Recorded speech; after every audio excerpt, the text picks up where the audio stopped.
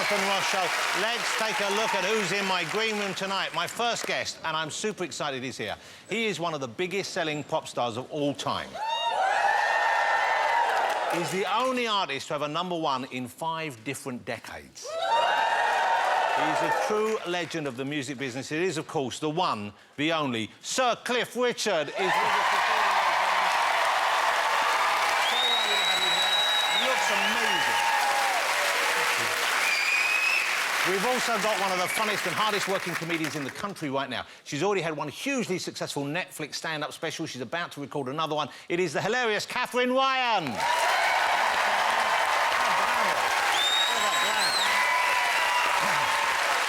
Also joining us tonight, the star of some of the biggest blockbusters of all time. You'll know him from films like Jurassic Park, Independence Day, The Fly, and Thor Ragnarok. It is, of course, Jeff Goldblum. Couldn't be cooler. Could not be cooler. And I'm thrilled she's back on the show. Someone who won our hearts when she was crowned Great British Bake Off champion in 2015 and who has gone on to become a top author and a brilliant presenter. It's the lovely Nadia Hussain. Welcome back. Finally, we've got some great music from the multi-award-winning and multi-platinum selling Snow Patrol, ladies and gentlemen.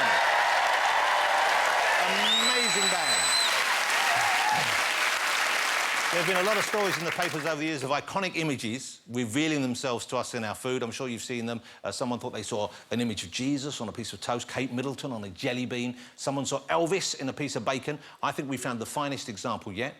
A woman called Lynn Dwyer lifted the lid on her tub of butter to reveal an image. I think this has the power to bring people together, to unite us in one mind, to induce a common thread to our humanity. This is what she saw, ladies and gentlemen.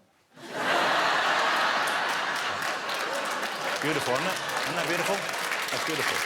Yeah. It's quite moving. I know what you're thinking. Yes, it's a knob of butter. I've seen one of those before. People have said it's an impressive size. Personally, I can't believe it's not bigger. Good night, everybody. Thank you. Thank you. All right. OK. Let's get my first guest out, shall we? He has had 14 UK #1s, spanning from the 1950s all the way up until the present day. And his songs have spent, this is a remarkable statistic, his songs have spent an unbelievable 970 weeks in the UK charts.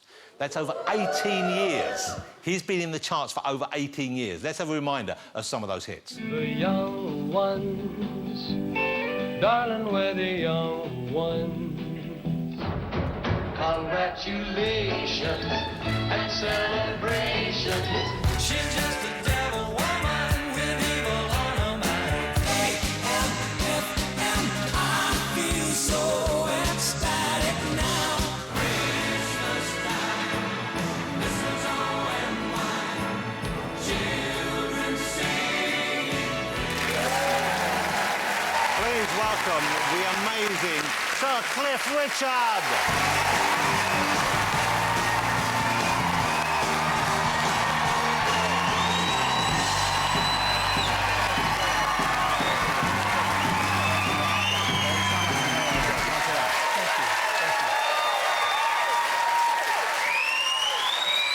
Yourself down there, Sir Cliff.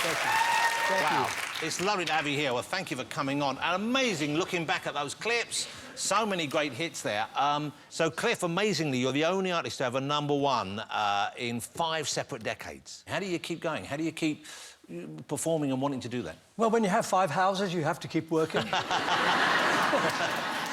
But, you know, the funny thing is, there's never been a problem with energy, as far as I'm concerned. I've always tried to keep myself fit. So going on tour, certainly in the old days, when, in point of fact, you went on tour regularly to promote your record, and your records are where you made your money because you sold millions of records. And I know that nowadays it's changed quite a lot. Well, it's flipped, isn't it? Now you make the money more from the tours than... Yeah, you make records to promote your tours. It's exactly the opposite way around. Yeah. In a way, I feel sorry for these new young singers because they have to sing a lot live to make money, and it must be very tough on them. And I don't think I could have started now. I couldn't compete with some of the singers of today because well, we only had a couple of years of experience and only about 5 years of influences. Whereas when you think now, they've had the influences right through from that time, right through Aretha Franklin, all the fantastic stuff that came. And so when I hear the new singers now, the Ed Sheerans and all these people, they sound fantastic to me. I couldn't compete now if I was singing the way I did then. So you mean you... But I did look cute. Yeah. Well, when you look back, though, do you look back and think, man, I didn't realise I was that good looking? Or were you always confident that you were cute? No. The thing is, I don't think any of us are ever satisfied with the way we look. Yeah. I always cursed the fact that I had the hair that I had. It never seemed to be keeping in place. Yeah. And now when I look back, I'd give anything to have that hair back. And of course, you are remarkably trim. I know you perform, obviously, and you keep in shape. But you have... I was reading this week in the papers, I don't know if anyone else saw it, that it said, I don't know if it's true, that you're on a special diet. You're on a special diet to stop you burping. Well, I did read the article. The burping is a fact. The diet's not to stop me burping, though. What I do is, on stage, for instance, you know, it's very difficult when you're singing and you feel a burp coming up. So you have to find a space in the song. Now, I tell you this now. Hold on. So when you're performing, you've got a burp coming. Yeah. You wait for a space so you can let it out. Yes, because you'll see, I've seen photographs of me, and I've got the mic like this, and I'm going, it's a great photograph, but I am burping. Wow. That's an exclusive, I think. I think that's a world exclusive. Do you mind me saying how old you are, Sir Cliff? No, of course not. OK, Cliff's 78. That's good. Yes. I mean, that is remarkable. For you to be 78 and performing and looking as good as you do. Yeah, but I'm only just 78. You're still a young man. This is the 60th year of your career. That's amazing. I know that's a big figure to throw out there. It is amazing. But you're still, I mean, you're still a sex symbol. You're still a sex symbol. Because Cliff every year brings out a calendar, and every year I think it becomes the best-selling calendar. You're doing one for this year, I hope? Yes, there is one for this year, and the calendar was always a surprise to me because at first it was just a fun thing to do, and then it did seem to catch on. And my friend Gloria Hunniford has a son that was in university, and when I, a few years ago, said, I don't think I'm going to do any more calendars. And she said to me, oh, but you have to. And I said, what do you mean I have to? She said, my grandson is in his dormitory. They have a room where they have coffee and everything, and your calendar's up there, and every month they have a little sort of celebration like a and ceremony. turn the thing over to show the next month. Wow. So she said, what are they going to do if you don't put the calendar? Well, they could get a life. But something we have here, though. But it's amazing. Yeah. I love that you still do them. But I noticed they have definitely got sexier over the years, Cliff. So I've got an older one here. I think this is from '98. And you see, that is it's a lovely photograph, but it's a fairly staid one. You're in a sensible jumper, a smart jumper. You're making a phone call. You check something. And then you've got, you know, smart casual. Okay. But Jonathan, you're not talking about how good I look. No, well, you look great in all of them, but I'm saying you're fully clothed in all of them. Then we fast forward to 2:13. Boom! Straight in. Boom. Straight in. Straight in. Hello. Hello. And you look great. I'm trying to see if there's any more. I've seen that in a packet of butter. OK. Cliff has a new album out, ladies and gentlemen. It's called Rise Up. It's out on Friday. We're going to play a little clip of the single now, and the single is Reborn from this. Yeah. This is the Cliff's new single.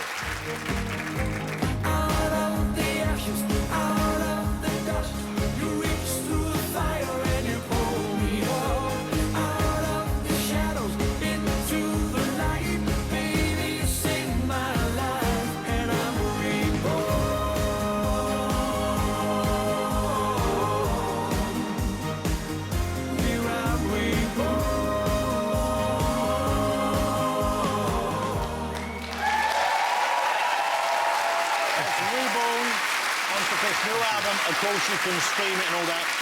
Now, the album's called Rise Up, and I think that has a specific meaning, especially it refers to where you are in your life right now, I guess. Yes, it does have a very big meaning for me. I've had 4 terrible years, as most of people know now, and it was horrific. My best quote is, I can say that I would never wish that on my worst enemy. Yeah. It was tumultuous, horrific. emotionally draining, that were traumatic. I'm going to interrupt for a minute, because just in case people aren't aware of what we're talking about, there was an accusation made against you. This was in 2014, I think. And then Yes. the police visited your house to investigate this, but the BBC had been leaked that information, and they filmed it from above. They made it a major news story. Where were you when you knew they were doing that? Were you away? Did someone call you, or...? Yeah, I was in Portugal, in my house in Portugal, and my sister and a couple of friends were going north of us to a vineyard. The friend of mine runs the vineyard. He said, come on up and have lunch. So we were leaving at 10. At 5 to 10, my phone rang, and it was the management from my apartment block saying, the police are here, and they're outside your door, and they want us to let them in. And I said, well, if they have a warrant, you can't stop them. You have to let them in. And anyway, the door was really good, and I didn't want them to break it down. So and I saw all that later, of course. I saw the helicopters. They had helicopters, and they really made obviously a big news story out of it. It was very intrusive, and it's hard to explain to people what it feels like. I only went back to that apartment once to collect my clothes. It was worse than being burgled, because this was the police force. We trust the police, and you don't expect... I mean, they're only doing their job, I know, but in the end, it was just heartbreaking for me that anybody would even think it possible for that accusation to be true. Because obviously the police, and I know you would agree with this, would have to investigate. Of course they would. Of course they One do, would want yeah, them absolutely. to. But it was the fact that the story was leaked to the BBC, and then they made it, and it felt like you were being judged guilty in advance, almost. I can that's how it understand felt to someone me. saying, well, we didn't know whether he was guilty or not. And if you don't know, you shouldn't say anything. Yeah. If you knew I was guilty, then of course say something. What was the lowest moment for you during that? When was the moment where you really thought, OK, this might destroy me? Having gone up to see my winemaker friend, we decided to stay for 4 days. We stayed overnight and we came back. And that night, I was in the kitchen of my house. The press were on 3 different gateways. And that was the lowest moment of my life. I have to say, it does sound dramatic. And if they do make a movie, I'll tell them what happened. I suddenly found that I couldn't stand up, and I fell onto the floor. And I was weeping. And again, the first thought was that I was in this hole, and how was I going to get out of this? Anybody could say anything about anybody, and you never know until it's passed in court whether they're guilty or not. So that was the lowest moment. And fortunately, I had a couple of friends staying with me, and one of them walked into the kitchen and said, what's the matter? And he got me up and said, look, you didn't do this. You can get through this. But that moment there is what I'll remember as being the lowest part.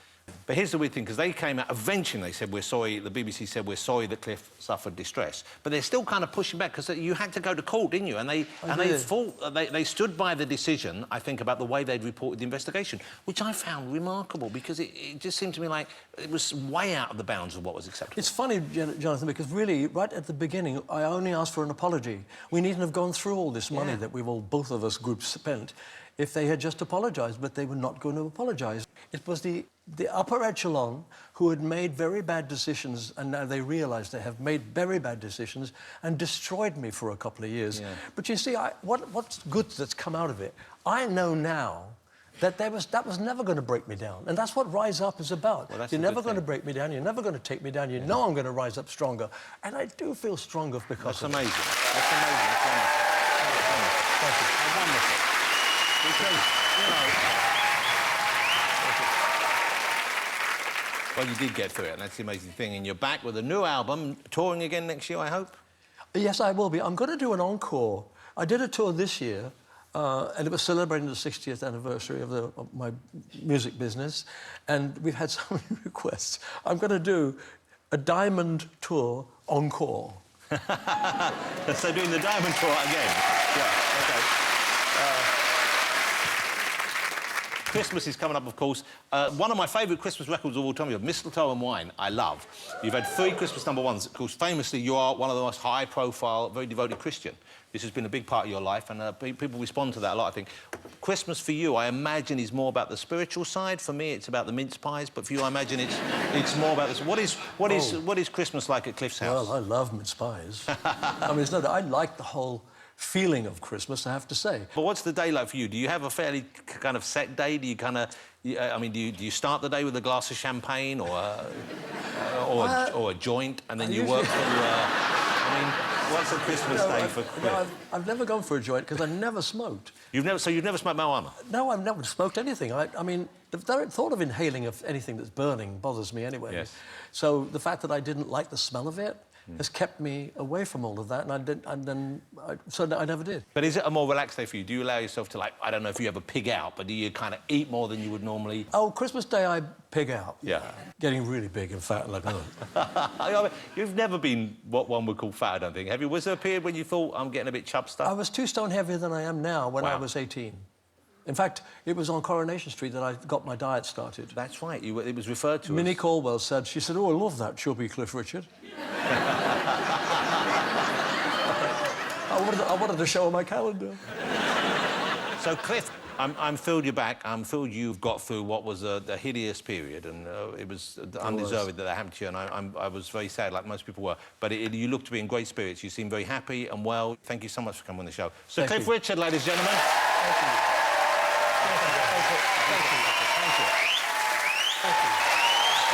Still to come on the show, Catherine Ryan, Jeff Goldblum and Nadia Hussein. See you after the break.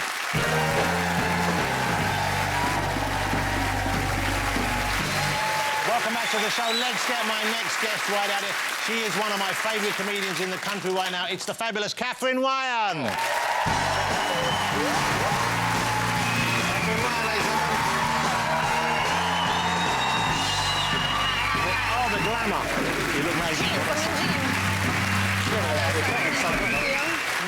Nice to see you. Oh, I got here. Catherine, lovely to have you here. Thank you very much. Yeah, I'm not meant to say thank you for having me.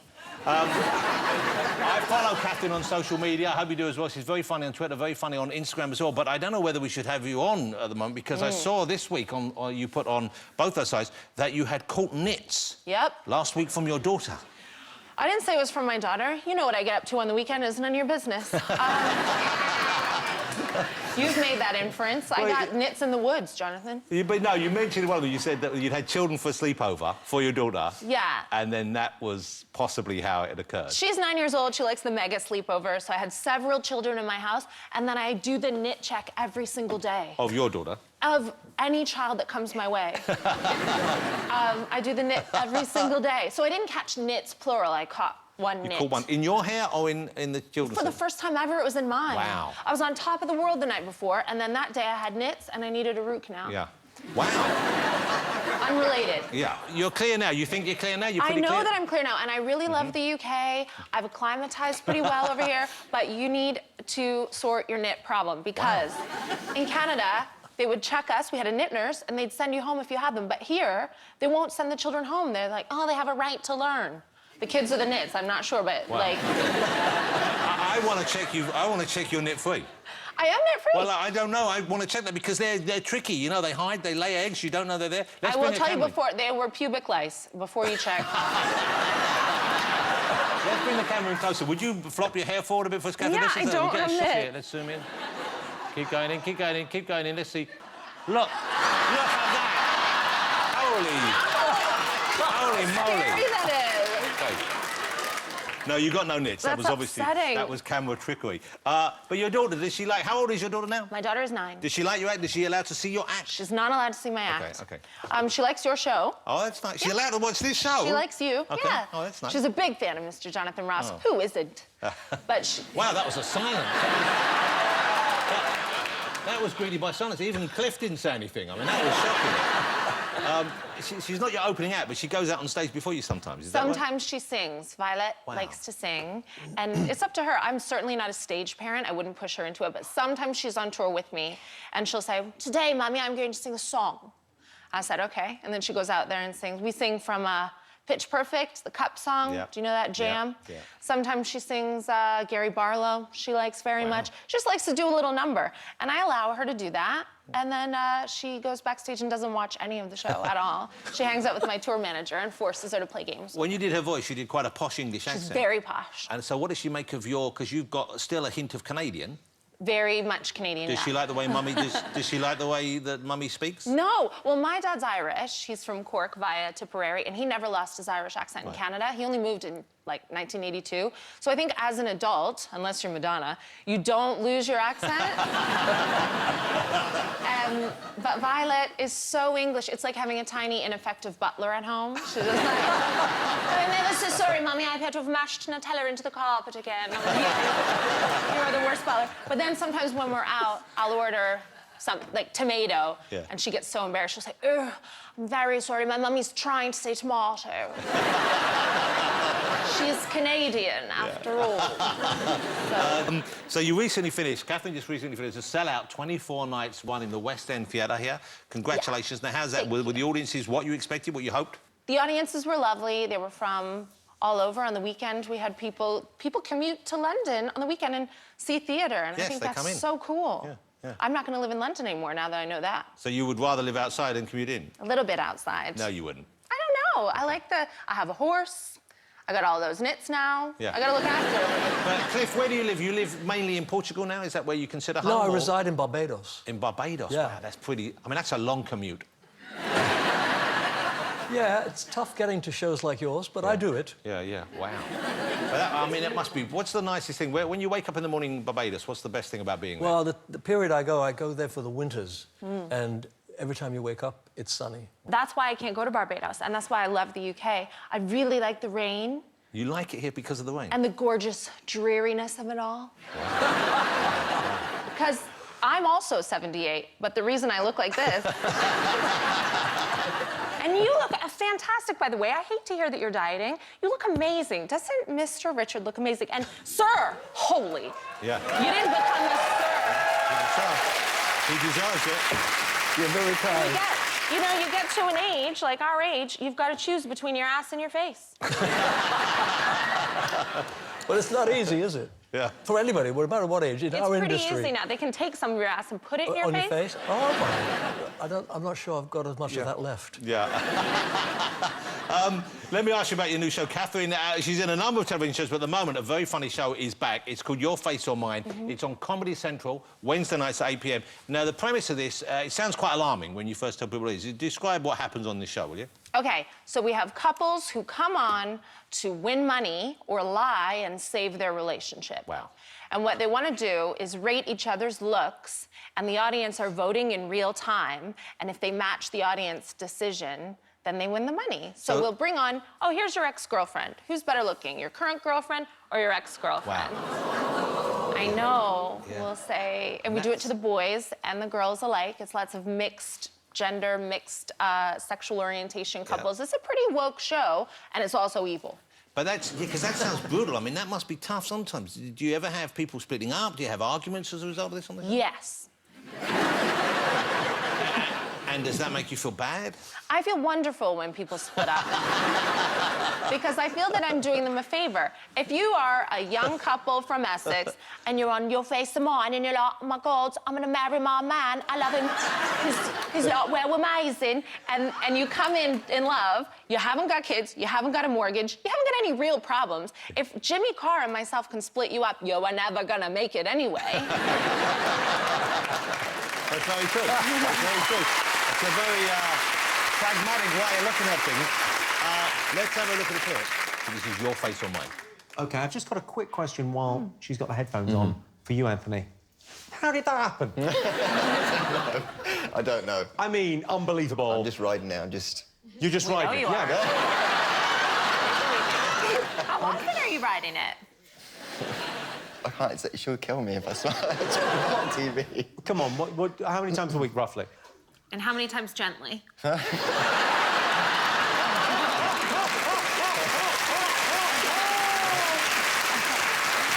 He looks worried already, that guy. That guy looks kind of worried. Catherine, I love seeing you on TV. I've had the pleasure of working with you a little bit, and I very much enjoyed that. And you're just a charming company, and I think you're a brilliant comedian. Ladies and gentlemen, Catherine Ryan. Sure to come, Bobby Tanker, Jeff Goldblum, and we've got Nadia Hussein there. Don't go away.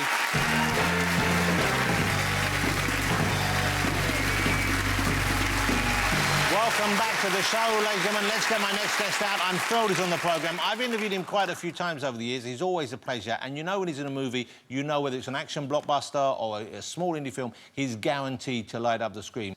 Ladies and gentlemen, Mr. Jeff Goldblum.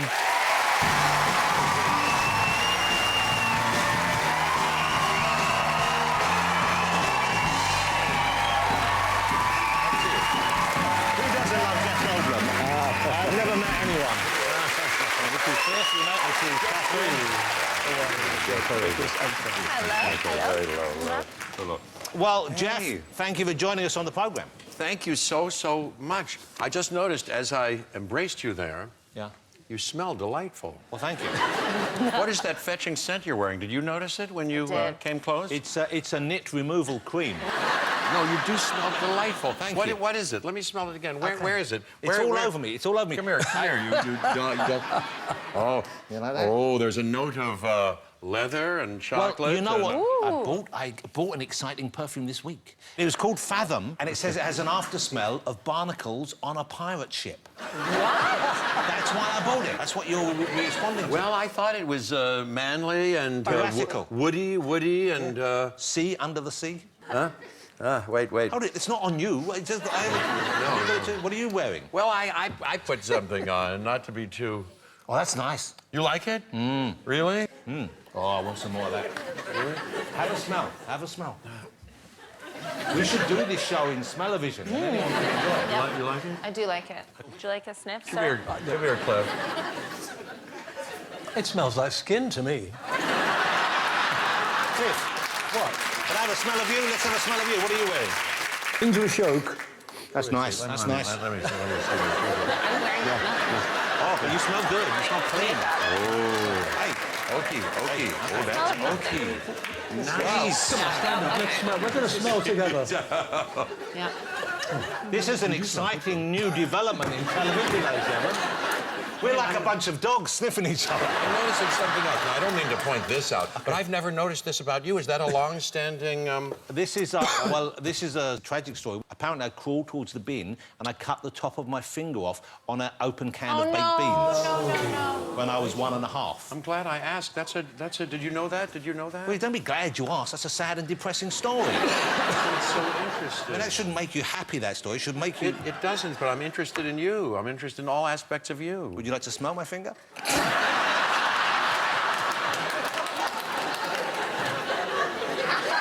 and I'm not for that lightly. I take it in the spirit in which Jeff, I'm sure you it look was offered. amazing. Jeff looks amazing as well, doesn't he? And Jeff, I'm going to say Jeff's true. age as well. I'm afraid I have to say 66. 78. Doesn't he look incredible for 66? Unbelievable. Let me ask you this. Yes, Jeff. Your eyebrows, you've got some prodigious eyebrows. They're all mine as well. Right. These days, do you have to do a little clipping of the odd one that gets a little long, you know what I mean? Yeah. Well, of course, as a man gets older, the hairs grow longer all over. We know this, I guess, for women as well. Would that be right, Catherine? I don't know. I don't know. Okay. What do you mean? You're very smooth. You are very smooth. Yeah. You are very smooth. And the lightest hair, the lightest, blondest little cilia hair. Do you know what I'm mean- told? That we want to have a bit of hair. On television, it looks dewy. What do you say? Julie? Oh, no. She means like dew on a plant in the morning. Moisture. Oh, dewy. Dewy. Yeah, she's... That's what you do. Yeah. Dewy. Yeah. Yeah. Yeah. Yes, because you've got blonde hair like Yeah. this, and it's very lovely, just a bit of whitish fuzz.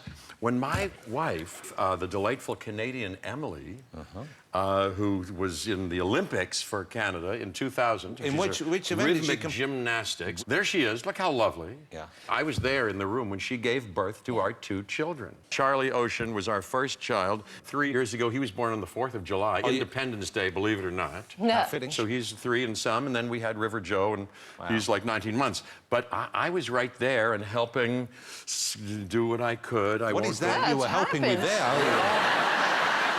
Like stirring a pot or something. What are you pulling with a rope? No. Well, she's very, as you can imagine, she's not only a rhythmic gymnast, but a contortionist and an aerialist. So, yes, even now, well, she's in world-class shape right now, even now, and at the moment of her birth, of the birthing, her legs needed to go all the way back. They went way, way back, yes, because Charlie's shoulder was stuck I won't go into the details on her pelvic bone inside, and there was some last-minute rearrangement, and she had to really push. So she got the legs back? And I had to hold one leg way back. Wow. Who held the other one? A nurse. Oh. They all came in. It was a wonderful, wonderful team effort. But I tell you this, and this is why I got into it. I was this close to her, so I was holding her leg back, and I was like, "Come on, baby, come on," and looking down there and looking at all the things. And I tell you this, I don't know, I've never heard this reported. I saw, because she has some lovely, like you, she reminds me of you, some lovely cilia, I said, or white, fuzzy, beautiful, white peach fuzz, yeah. When she was pushing, and she was pushing hard, and the veins were kind of standing out, the hair, all her white little hair, stood straight out. Whoa. Like that. I tell you, I'll never forget it. I was right there, and it was... Except for the leg. Yeah, way back. Chris, do you want to hold the other one? There you go. And then we come back to boom. Baby. Oh, my God. I mean, demonstration. Spectacular. I almost leapt forward to be the baby then, but I thought that might be misconstrued. I'd like to see you as a baby. Well, I was delighted when I heard you had children, because, I mean, it's kind of, well, please don't take this the wrong way, but kind of later in life than many people, of course. Yes. And when I met you, I thought you would probably never have children, because I thought you were very focused on your career and perhaps also very selfish. So it was lovely. I think you're probably right. I remember when Emily said to me after a couple of years, gee, this is... And it wasn't as if she had a plan or... Nah, she did. But go on.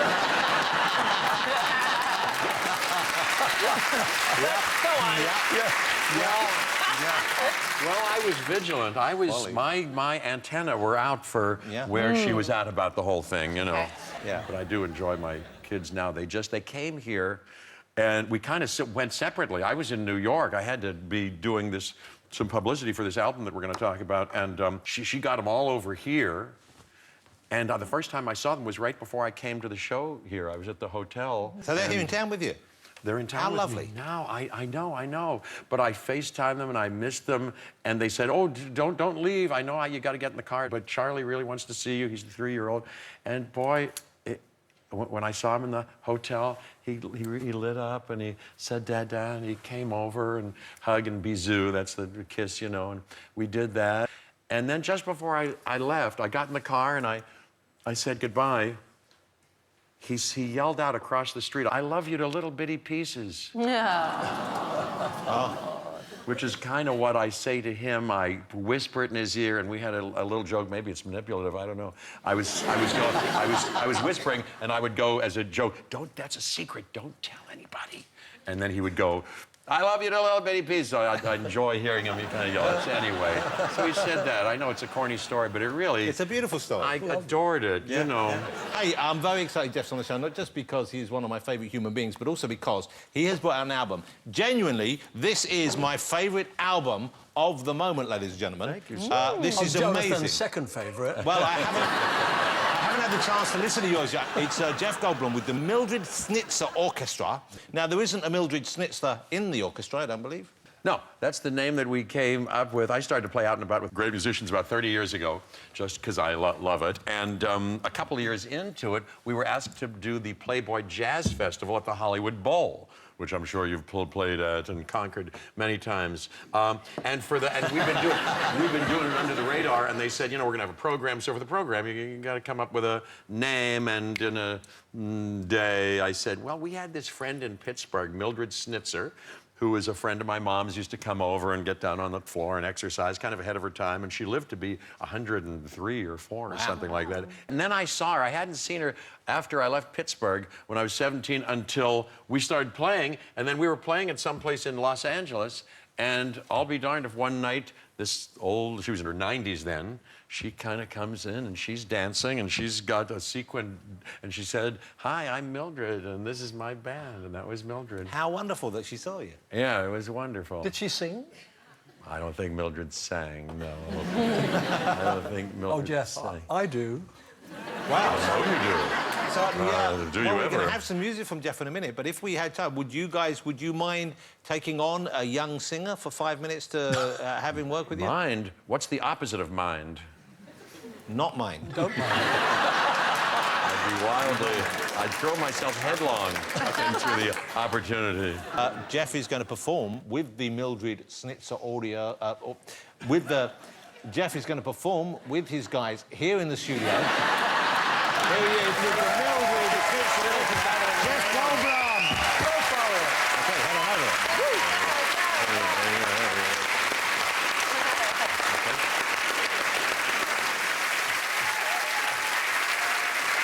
Kenny Elliott, Alex Frank, John Story. We're going to do Charles Mingus' song, Nostalgia in Times Square. Ready, baby? 1, 2, 1, 2, 3.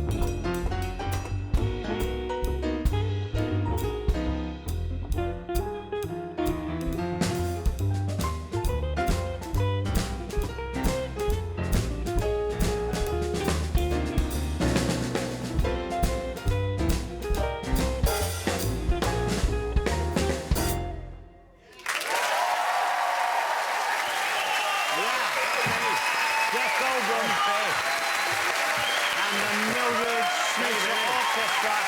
You know, amazing. Cliff, would you mind giving it a go? I know we have not rehearsed anything. Ladies and gentlemen, here performing for the first and who knows, hopefully not the last time, it's the Mildred Schnitzer Orchestra with Sir Cliff Richard.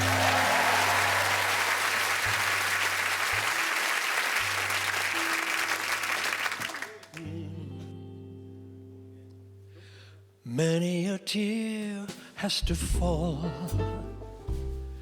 but it's all in that game. 'Cause soon he'll be there by your side with a sweet bouquet, and then he'll kiss your lips and caress your waiting fingertips, and your heart will fly away.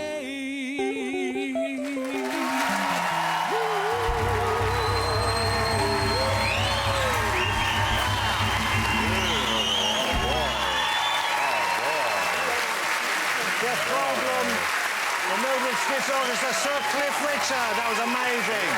That was amazing. Amazing, amazing, amazing. Don't go away. Still to come. I'll be chatting to Nadia Hussain and Snow Patrol performing live right here in the studio. See you after the break.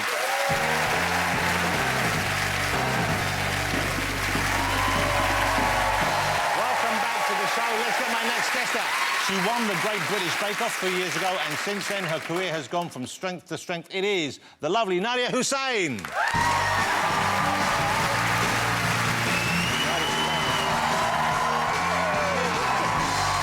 look amazing. Thank you for being so patient. That's all right. See the whole bunch of us. All over the house.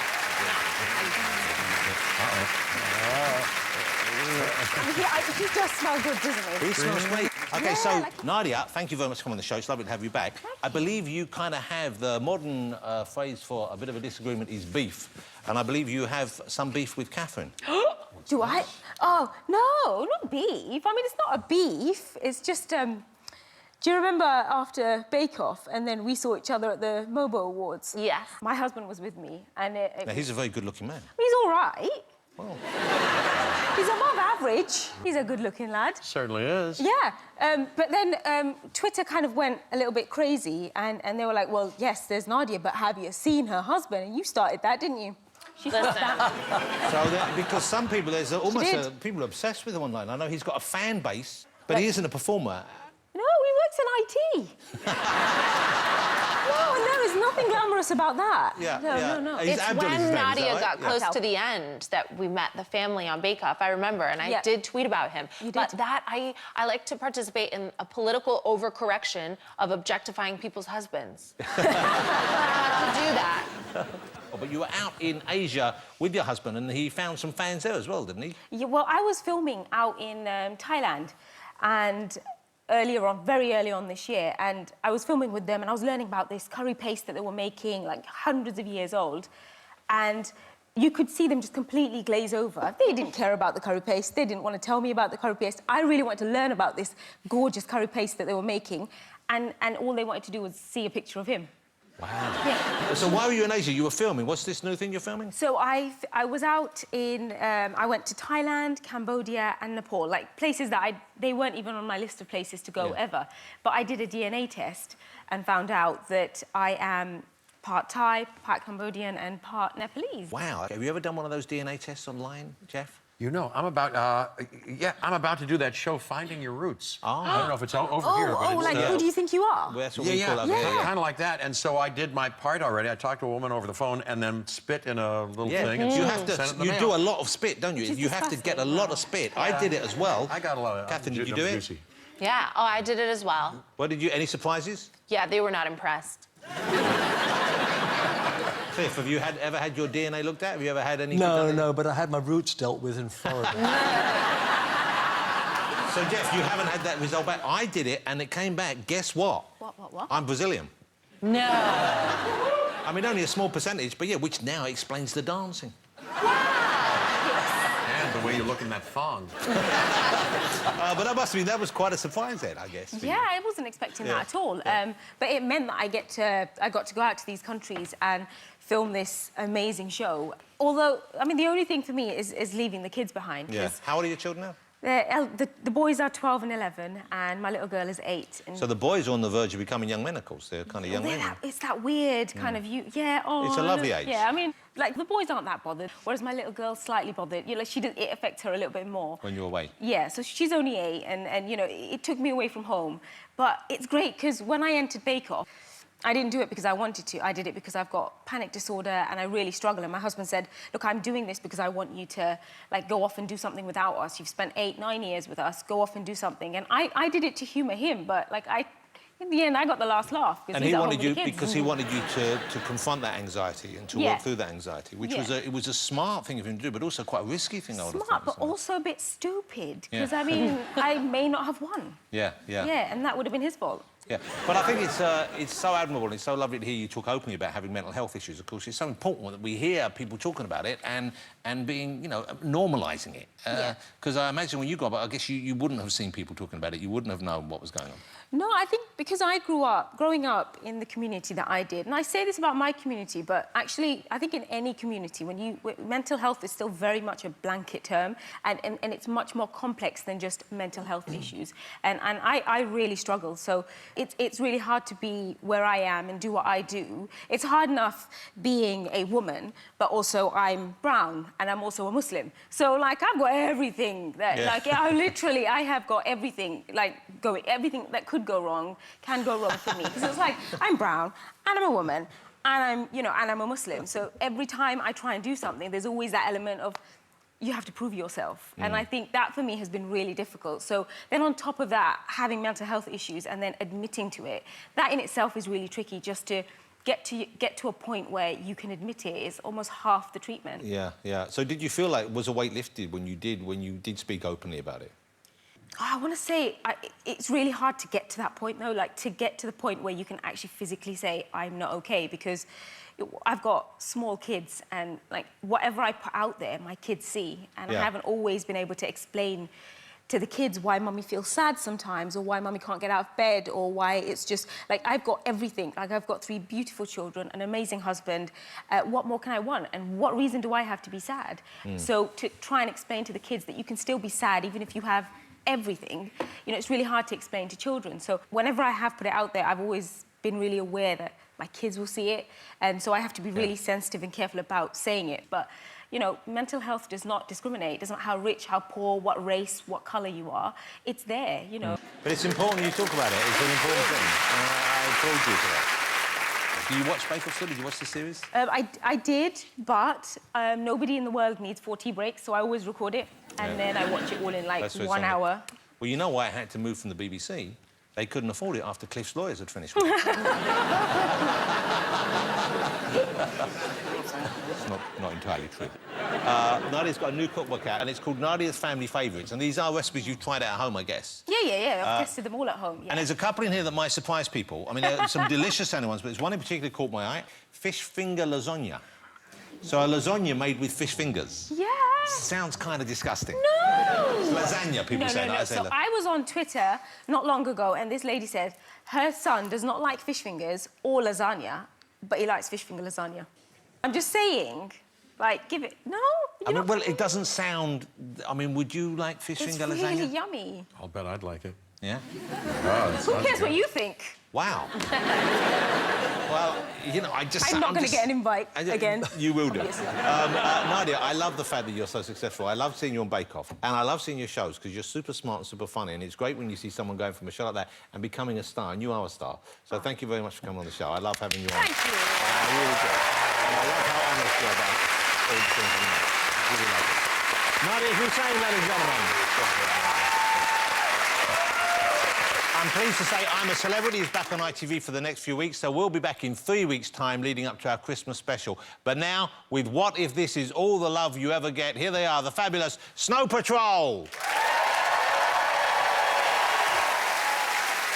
Whoa,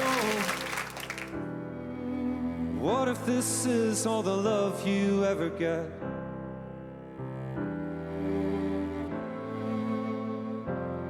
Whoa, you'd not worry so much about counting your regret.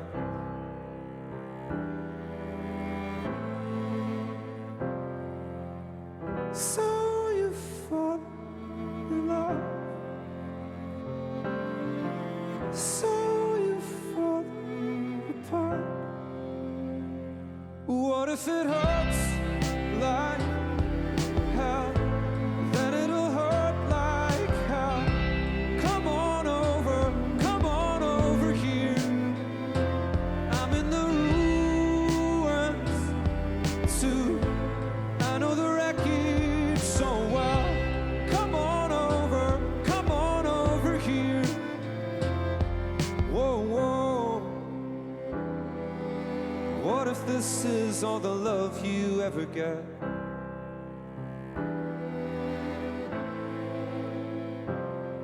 Whoa. You took up a thing so differently, I bet.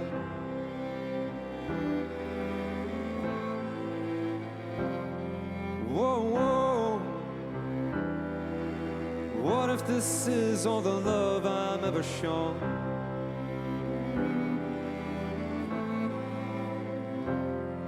Whoa. I'd not be so scared to run into the unknown.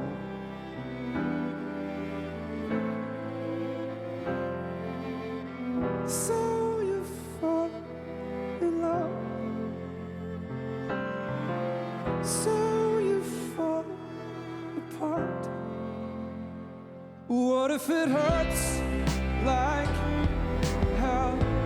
Then it'll hurt like hell.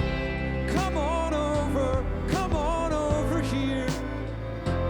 I'm in the ruins too. I know the wreckage so well. But come on over here.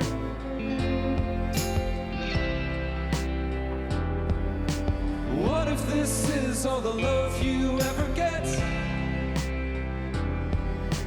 What if this is all the love you ever get? What if this is all the love you ever get? What if this is all the love you ever get?